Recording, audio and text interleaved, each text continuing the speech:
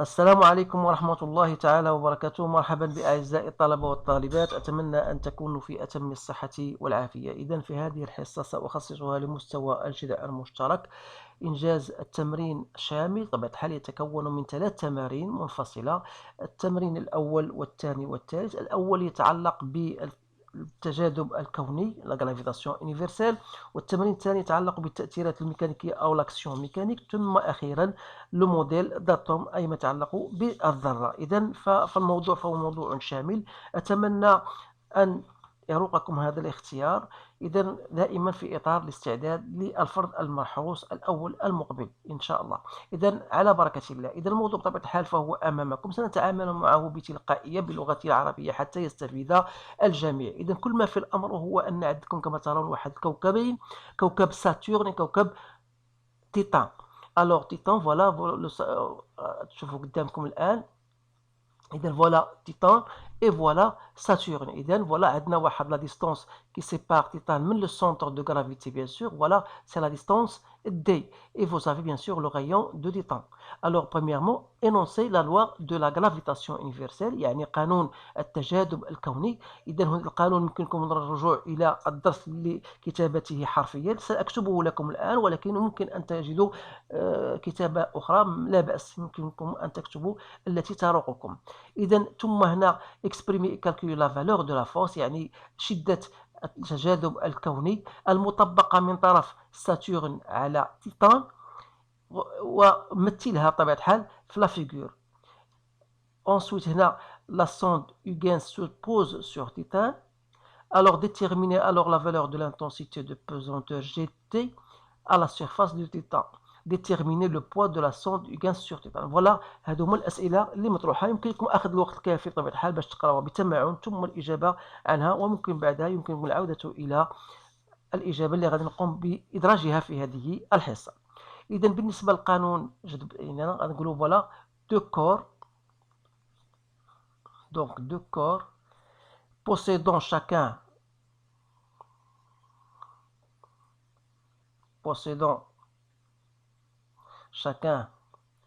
une masse. إذن ils sont soumis à l'interaction mutuelle, bien sûr, bien on va dire gravitationnelle,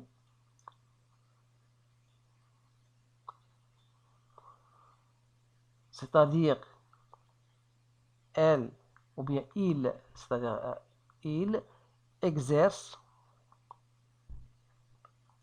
l'un sur l'autre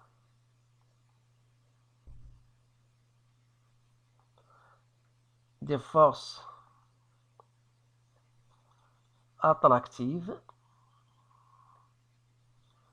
dites force d'attraction universelle. Donc voilà bien sûr l'énoncé. Si vous avez trouvé d'autres énoncés synonymes, vous pouvez l'appliquer. Alors بالنسبة للسؤال المهم من الأسئلة exprimer et calculer la valeur de la force de gravitation. Vous savez bien sûr que la force de gravitation exercée par Saturne sur Titan, c'est la constante G, la masse de Saturne fois la masse de Titan divisé par la distance qui les sépare d au carré. Alors il suffit de faire donc votre calculatrice, utilisez votre calculatrice, donc c'est 6,67 10 moins 11 que je multiplie par 5,68 10 à la puissance 26 multiplié par 1,35 10 à la puissance 23, le tout divisé par quoi? Divisé par la distance de 1,22, bien sûr en kilomètres, donc il faut faire très attention, il faut la rendre en mètres. Ça, c'est une chose qui est très intéressante. Alors, j'ai trouvé 3,4 10 à la puissance 21, bien sûr, newton. En ce qui concerne la représentation, donc la Titan il est soumis à une force, ou bien Saturne il exerce une force sur Titan. C'est une force qui va s'appliquer en ce point-là, donc vers Saturne. Donc voilà la force exercée par Saturne sur Titan. Donc la distance c'est 3,4. Donc si je choisis 1 newton, 1,4 newton, je le dis voilà 1 cm. Donc j'aurai ici 3, donc 1,4 10 à la puissance 21. C'est pris comme 1 cm, donc j'aurai 3,4 cm. Alors vous allez choisir l'échelle convenable que vous souhaitez pour tracer ou bien pour représenter cette force. Et donc la sonde maintenant se trouve à la surface. Alors déterminez la valeur de l'intensité. Alors si vous revenez à votre cours, vous savez que lorsqu'il s'agit de la Terre, à la surface de n'importe quel satellite, de n'importe quelle planète, donc G sur Titan, ce sera la constante G fois la masse de Titan sur la distance qui sépare, donc c'est R au carré. Donc je vais faire application numérique, 10 moins 11, que je multiplie par 1,35, 10 à la puissance 23, et je divise par 2575, 10 à la puissance 3 au carré. Donc je trouve 1,36 newton par kilogramme. Alors voilà, déterminer le poids de la sonde lorsque se trouve à la surface de Titan. Donc tout simplement, vous savez que le poids n'est autre que mgt. Donc c'est 343 que je multiplie par 1,36. Donc je trouve 466,48 newtons. Alors voilà pour la première partie. Deuxième partie, voilà, vous avez maintenant un skieur de masse 80 kg, il descend une piste rectiligne inclinée d'un angle alpha. Donc l'angle alpha, bien sûr, voilà, on vous donne l'angle alpha, c'est selon cet angle-là. Donc voilà l'angle alpha. L'ensemble des frottements est modélisé par une force unique F opposée au mouvement. Le skieur garde une position de corps, on peut le modéliser par un solide en mouvement. Translation rectiligne. Alors faire le bilan des forces. Idem, le bilan des forces, c'est-à-dire l'inventaire des forces, qu'est-ce qu'on va écrire? Tout simplement le skieur, ou bien c'est un solide. Donc le solide est soumis à, premièrement,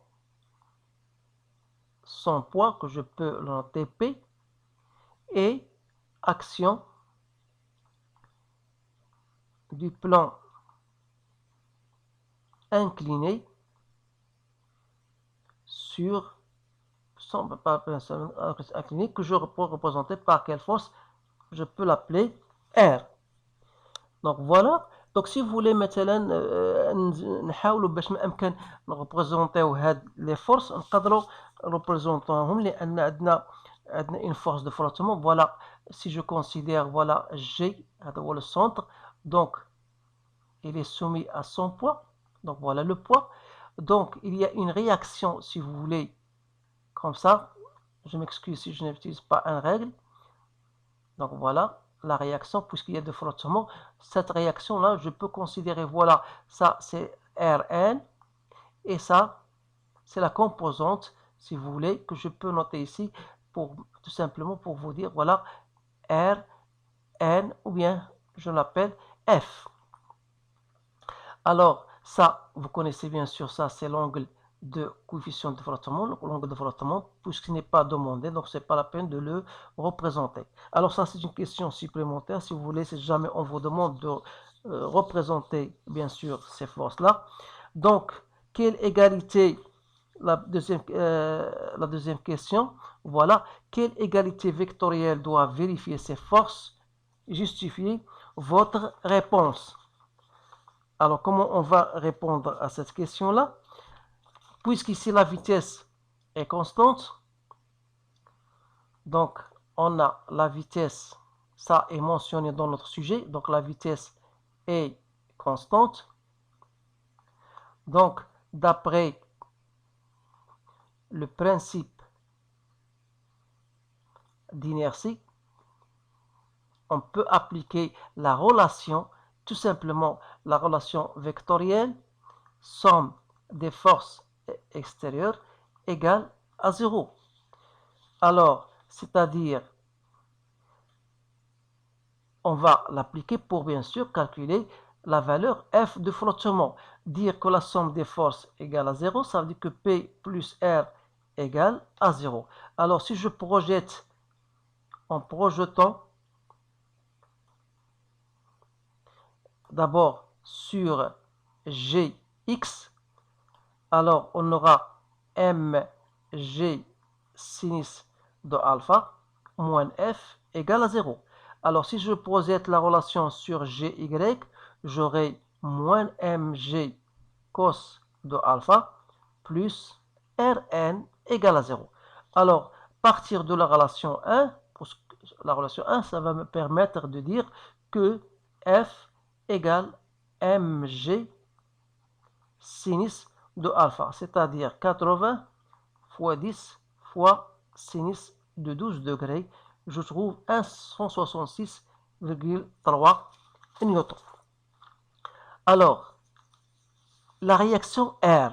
La réaction R, tout simplement, on va d'abord déterminer Rn, qui n'est autre que mg cos de alpha, c'est-à-dire 800 fois cos de 12, c'est-à-dire 782,5 newtons. Alors, pour nous, R, c'est quoi? C'est la racine carrée de R au carré plus F au carré. Ça, c'est Rn au carré. Donc, il suffit de faire votre application. Je peux même aller plus loin, même sans utiliser les applications numériques, parce que M, ça, c'est mg au carré cos carré de alpha plus sinus au carré de alpha, c'est-à-dire c'est mg, tout simplement. Et même en utilisant les données calculées, vous allez trouver le même résultat, c'est-à-dire vous allez trouver 800 newtons. Alors, la dernière question, c'était, bien sûr, il ne me reste pas assez de temps, assez de place, mais je vais l'écrire ici, je m'excuse. Donc ici, je vais prendre une autre couleur. Alors, la question, c'est le coefficient, on dit le coefficient de frottement. Alors, le coefficient de frottement, donc c'est K, vous savez, c'est tangente de l'angle de frottement, qui n'est autre que F sur Rn, c'est-à-dire que K égale mg sinus de alpha sur mg cos de alpha, donc n'est autre que tangente de alpha, c'est-à-dire que K, tangente de 12 degrés, donc c'est 0,21. Donc voilà le coefficient de frottement. Maintenant, je passe à l'exercice 3, donc qui concerne le modèle d'atome. On vous demande, voilà, l'ion magnésium, Mg2+, il possède 10 électrons et 12 neutrons. Calculer la charge du noyau de l'ion magnésium, déduire en le justifiant celle de l'atome correspondant. Déterminer le numéro atomique de l'élément magnésium, puis le nombre de masses de cet élément. Donner la représentation symbolique du noyau de l'élément magnésium, écrire la configuration électronique d'atome, et enfin déduire la configuration électronique de l'ion Mg2+. Que peut-on dire de la couche externe de cet ion? Bien sûr, les données de tout le problème, ce sont les derniers. Alors maintenant, comment on va répondre à ce genre de questions? Premièrement, la charge de noyau, يعني الشحنة ديال النواة. Donc, charge du noyau ديال l'ion. Il faut faire attention. C'est tout simplement, puisqu'il y a deux charges ici, donc je vais mettre 2 fois E. C'est simple, donc c'est 2 fois 1,6 10 à la puissance moins 19. Ça me donne 3,2 10 moins 19 coulombs. Voilà, déduire en le justifiant celle de l'atome. Alors, l'atome, la charge de l'atome, c'est la charge du noyau qui est normalement, voilà, plus 2E, la charge du noyau plus la charge des électrons. Or, la charge du noyau, puisque le noyau il possède 10 électrons, c'est-à-dire il a libéré 2, ça fait donc 12, donc il possède 12 électrons. Donc, la charge du noyau, c'était plus 12, mais la charge des électrons, c'était moins 12 électrons, donc ça sera égal à 0. Donc la charge de l'atome, tout simplement, c'est toujours égal à 0. Déterminer le numéro atomique. Donc, le numéro atomique, c'est Z. C'est le nombre des électrons plus le nombre, c'est le nombre des électrons que possède l'atome. Or, l'atome, on sait que l'ion, il a perdu 2 électrons, c'est-à-dire que il aura 10 plus 2, ça c'est entre parenthèses pour le faire comprendre, donc c'était 12. Voilà le numéro atomique.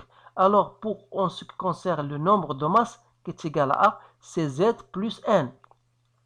Alors, Z était égal à 12, plus 12 neutrons, donc c'est 24.